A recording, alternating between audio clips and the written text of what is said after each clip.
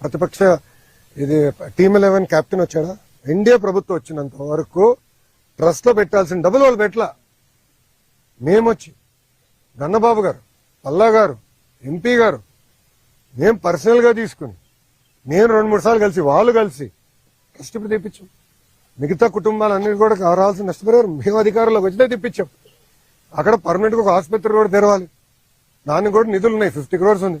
Trustees ఒక time తీసుకుంటే నేను ఎంపీ గారు కూడా చెప్పాను, మీరు కూడా మాట్లాడండి, హెచ్ఎం గారు కూడా మాట్లాడతారు, అవసరం నేను కూడా ఇన్వాల్వ్ అవుతాను, తప్పనిసరిగా హాస్పిటల్ కూడా తీసుకుంటాను. సో కేవలం ఏదో డబ్బులు ఇచ్చేయండి ఇచ్చారు, తర్వాత మర్చిపోయారు. అలాంటి బ్యాచ్ కాదు, జీవితాంతం గుర్తుపెట్టుకుంది. ఎందుకంటే వాళ్ళందరూ ఆంధ్రులు, తెలుగోలు, మనం కాకపోతే ఎవరు కాపాడతారండి వాళ్ళని? ఆ బాధ్యత ఇక్కడ ఉన్న మా అందరి పైన ఉంది, కేంద్రంలో ఉన్న ఎన్డీఏ పైన ఉంది. అందుకే 6 గంటల్లో కుమారస్వామి గారు వచ్చారండి, అది మాకు నచ్చుతుంది. ఇప్పుడు కార్మిక సంఘాలు కొన్ని రాజకీయ పార్టీలు వచ్చింది, వాళ్ళ నాయకులు ఎవరు నచ్చినారా? Straight question అడుగుతున్నానండి. వాళ్ళ నాయకులు ఒక్కరన్నా వచ్చారా పరామర్శించడానికి? కనీసం మాట్లాడారు ఎవరితో? వాళ్ళు మాట్లాడరు. అక్కడ కుటుంబాలతో నేను మాట్లాడుతుంటే మీరు ప్రాక్టీస్ చేయండి అని, కుటుంబాలతో నేను మాట్లాడుతున్నాను. నేను చెప్పాల్సిన కుటుంబాలకు చెప్తా, నేను కుటుంబాలకు చెప్పా. వాళ్ళు ఎవరు నన్నేవాడు, వాళ్ళు మళ్ళీ కలుస్తాను కూడా నేను చెప్పా. అది మాకు ఇప్పుడు లోపల కూడా కార్మికులు ఒక ఆయన దూరం నుంచి అరుస్తున్నాడు, నేను ఎందుకు అరుస్తున్నా, దగ్గర రా, ఇంపట్లేదు స్వామి దగ్గర అని తీసుకుని మేము మాట్లాడాం. మా పోలీస్ సోదరు కంగారు పడితే చెప్పిన, ఎందుకు మీకు కంగారు, పక్కరండి అందరిని కలిసి వెళ్తామని చెప్పి కలిసిన. సో ఆ చిత్తశుద్ధి ఎన్డీఏ ప్రభుత్వానికి ఉంది. కుటుంబాలను ఆదుకునే బాధ్యత మేము తీసుకుంటాం. మళ్ళీ విశాఖ ఉక్కుకి పూర్వ వైభవం తీసుకొచ్చే బాధ్యత కూడా మా పైన ఉంది, మేము చేస్తాం. ఓకేనా అమ్మా?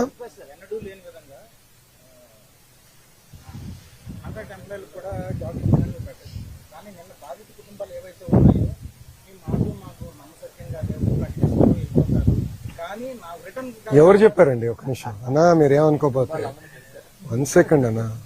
ఐఎమ్ సారీ కానీ హాఫ్ నాలెడ్జ్ తో మనం ఆడకూడదు, కంప్లీట్ నాలెడ్జ్ తో లెట్ us డిస్కస్. ఓకే, ఈరోజు ఎవరు వచ్చారండి ఇక్కడికి? ప్రతిపక్ష ఇది టీమ్ 11 కెప్టెన్ వచ్చాడా? అడుగుతున్నా, టీమ్ 11 కెప్టెన్ వచ్చాడు ఇక్కడికి? లేదు కదా. కుమారస్వామి గారు 6 గంటలు ఎందుకు వచ్చాడు, ఆయన ఎందుకు ప్రకటించాడు? 25 లక్షలు ఈరోజు రాత్రి కుటుంబాల అకౌంట్ లో మేము వేస్తామని చెప్పాను. 90 రోజుల తర్వాత తిప్పి నన్ను అడుగు, అప్పుడు నేను సమాధానం చెప్పగలుగుతా. గానీ మీరే కావాలని అపోహలు సృష్టించి, కార్మిక సంఘ నాయకులు అపోహలు సృష్టించి, కరెక్ట్ కాదు. I'm sorry to say. మేము కాపాడాం ప్లాంట్, స్టీల్ ప్లాంట్, మాకున్న చిత్తశుద్ధి మేము కాపాడాం. నాకు ఇప్పుడు కూడా ఫోటో ఉంది.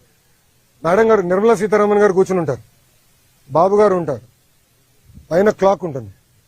పొద్దున 12 గంటల 15 నిమిషాలు జరుగుతున్న మీటింగ్, రాత్రి ఫోటోతోనా రాత్రి 2 వరకు మీటింగ్ జరిగింది. ఫోటోలో 12:15 అంటే డేట్ మారింది. ఇప్పుడు మేడం గారికి అవసరం అది? నిర్మలా సీతారామన్ గారికి అవసరమా అంతవరకు ఉండి మనతో చర్చించి ఇంత ప్యాకేజ్ ఇవ్వాల్సిన అవసరం మేడం గారికి లేదు అని మనకి చిత్తశుద్ధి. అందుకే మనం చెప్పింది మరో ముఖ్యమంత్రి గారికి ఉన్న అనుభవంతో ఆయన చెప్తే అక్కడ వింటారు. ఎస్, బాబు గారు చెప్తున్నారంటే చాలా సీరియస్ చెప్తున్నారు. అది పరిణామాలు తీసుకుని ఆయన అనౌన్స్ చేశారు. సో నేను చేయకపోతే తిప్పినాను, అడిగాను. చేస్తానని చెప్పిన తర్వాత తిప్పి అసలు 24 గంటలు కూడా లోపలే మీరు ఇట్లా మాడితే ఎట్లా సార్? నువ్వు ఇచ్చేది ఏందయ్యా బోడీ అని అడుగుతా ఉన్నా.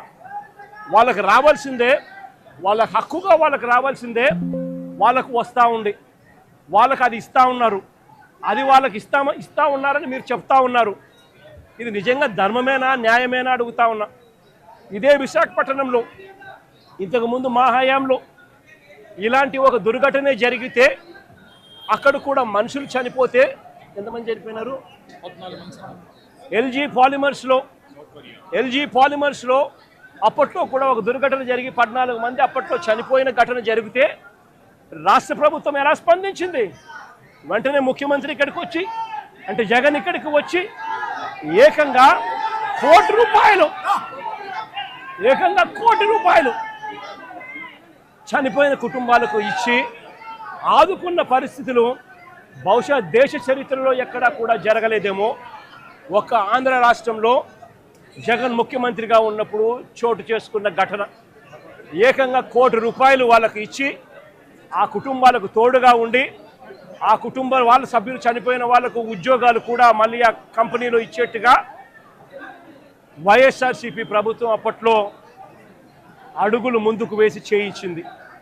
నేను అడుగుతా ఉన్నా, ఈరోజు ఈ ప్రభుత్వం, చంద్రబాబు నాయుడు గారి ప్రభుత్వం స్పందిస్తూ ఉన్న తీరు నిజంగా ఎంత అన్యాయంగా ఉంది అని ఒక్కసారి మనస్సాక్షిని అడుక్కోండి మీరు అని చెప్పి నేను కోరుతా ఉన్నా. ఈ ప్రభుత్వాన్ని గట్టిగా డిమాండ్ చేస్తూ ఉన్నాం. వాళ్ళకి రావాల్సింది వాళ్ళకి ఇప్పించడంలో నీ గొప్పతనం ఏమీ లేదయ్యా. వాళ్ళకి రావాల్సిన కోటి 72 లక్షలు కోటి 72 లక్షలు ఏదైతే ఇస్తా ఉన్నారో, 1,45 లక్షలు వాళ్ళకి రావాల్సింది ఏదైతే ఇస్తా ఉన్నారో అది గొప్పతనం. నీ గొప్పతనం ఏమీ కాదు. కంపెనీ నుంచి కేవలం 25 లక్షల రూపాయలు మాత్రమే ఆ ఎంప్లాయీస్కు వస్తూ ఉంది.